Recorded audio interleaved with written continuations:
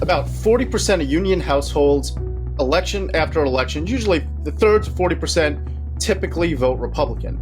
And as you know, almost all union giving usually goes to Democrats and left-leaning causes. Just the vitriol that's coming out after O'Brien for daring to speak to Republicans really shows that no, workers are the face, keep focus on workers, leadership, they are really not the Republicans' friends. He doubled down on the old failed policies of compulsory unionism, of the big labor wish list in Congress that has failed workers time and time again. And, you said it, I think he absolutely whiffed the opportunity that Trump and the RNC gave him.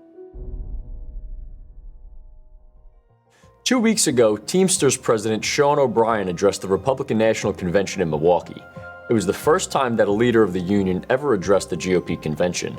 However, the Teamsters have also requested a speaking slot at the DNC later this month, meaning a lot is still up in the air regarding their support. Vinnie Vernuccio, the president and co-founder of the Institute for the American Worker, has some great insight on what to make of all of this, and he joins me right now. Vinny, thanks so much for joining me. Welcome. Hey, thanks again for having me on. So despite so much being made about Republicans appealing to unions, you claim that Teamsters President Sean O'Brien actually needs Republicans more than Republicans need him. Now, we know that unions are an important voting bloc for Republicans in many swing states, which makes what you said a pretty bold take. However, there's certainly merit to it. So why don't you tell us how unions actually need Republicans, or the Teamsters union in particular needs Republicans more than Republicans need the union from your point of view? Well, to answer your question, I think Sean O'Brien spoke at the RNC for two reasons. First, about 40% of union households, election after election, usually the third to 40%, typically vote Republican. And as you know, almost all union giving usually goes to Democrats and left-leaning causes. In fact, the Center for Union Facts did a study and found that the Teamsters used the political giving of their dues, 99% of it went to left-leaning causes. So that was the first reason. And the other reason, I think he was just hedging his bets. At the time, President Biden's poll numbers were cratering. President Trump is doing very well in the polls. And I think that he did not want to be lumped in with the other unions that are, once again, going all in for Democrats. Now, the problem was that it was all political theater, and he essentially gave a speech that would have gotten resounding applause at the DNC as opposed to the RNC. Now, that's what I wanted to ask you about. So as for the specifics regarding his remarks, you feel that his message whiffed. Tell us what it was about his remarks that left you with the impression that, one would be forgiven for mistaking his speech as being directed at a Democrat audience as opposed to a Republican one. Absolutely. So, have to give President Trump and the RNC credit. They gave Sean O'Brien, they gave him a golden opportunity. And I was hopeful, I was hoping, but I wasn't hopeful that he would embrace that opportunity, talk about worker freedom, talk about championing the individual worker, giving them a choice. And instead, he doubled down on the old failed policies of compulsory unionism, of the big labor wish list in Congress that has failed workers time and time again. And, you said it. I think he absolutely whiffed the opportunity that Trump and the RNC gave him.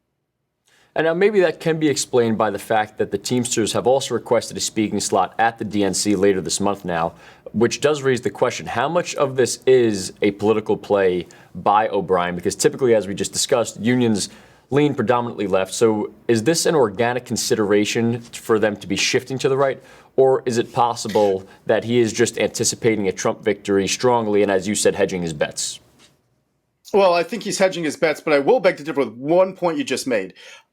Union leadership skews extremely heavily to the left. Once again, union households, union members, about a third to 40% typically vote Republican, and President Trump overwhelmingly performed with union households in the last two elections. So, there is a big difference there. And, I think that O'Brien could have addressed that. He could have spoken to those Republican Teamsters that have Republican values, that believe in limited government, that believe that power should not be rested in Washington, D.C., and believe in lower taxes, and frankly, worker freedom. And instead, nope, you absolutely said it. He gave a speech that it was largely targeted to a Democrat audience.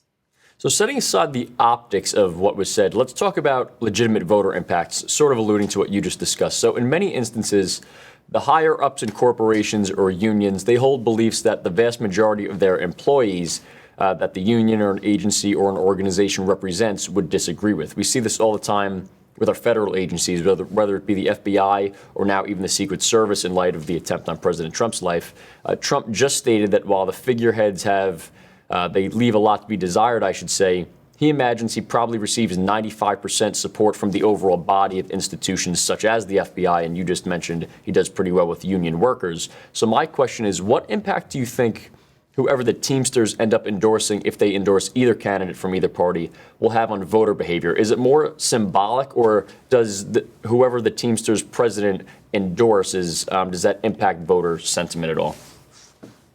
Well, it's not just the endorsement; it's also the money they spend, and once again, overwhelming giving of both their their dues money that Center for Union Fact Study highlighted to other unions. You look at their political giving, it overwhelmingly goes towards the left and towards Democrats. So that's not so much the symbolic endorsement, and that will have a little bit of impact. It's more the action, the political giving. But once again, I mean, you look at the last couple elections, you look where the union endorsements were, you look how the union households voted. Republicans are still overwhelmingly or getting more and more support among the rank and file, among those union households, despite what union leadership is doing. So because of that, would you say, obviously money is important, but is the importance of it diminished a little bit based on what you're saying? Because that's what it sounds like. If the Republicans are still improving with unions, despite the money continuing to go to the Democrat side, does that sort of make money a moot point or less important than years prior? Hey, money's always important. Okay. I mean, these are elections. Sure. Elections cost money. Get out the vote, which unions do very well, is very important. But you are seeing a dent in the individual worker, the rank and file worker. And, that's why I was hearing, a lot of President Trump's speech and J.D. Vance's speech and others from the dais out there in Milwaukee were speaking directly to union workers and, frankly, towards all workers. Remember, in the private sector, union membership is only about 6%. So there is over 94% of workers are not in a union. And I think that's really where Republicans were speaking to those rank and file members, both union and also the non-union workers. And that's where they can thrive. And they don't have to kowtow to union leadership and support a lot of the policies that union leadership wants, because that doesn't translate down to the rank and file. So what do you expect from the Teamsters at the DNC? Do you believe it will be a carbon copy of what was said at the Republican National Convention? Because you did say it almost sounded like that would have been geared towards a Democrat convention. Do you think it'll be relatively the same, or what is your expectation for them later this month? Well, if you're an I Love Lucy fan, O'Brien has some explaining to do to the leadership within his own union and also to other unions. What really surprised me is you had that RNC speech that was nothing but really union talking points and the typical union-backed policies. And yet for O'Brien daring to just speak to Republicans, even with that left-leaning message, he has been getting flack from not just other union leaders, but now he's even being challenged within his own party for daring to commit the sin of speaking to Republicans. So, I think he's going to have to address that. If he does get the speaking slot, he is having to address that now. But it really proves the point that, even this left-leaning message just delivered to Republicans, especially labor-curious Republican groups or so-called conservative groups that says, oh, we can win over union leadership.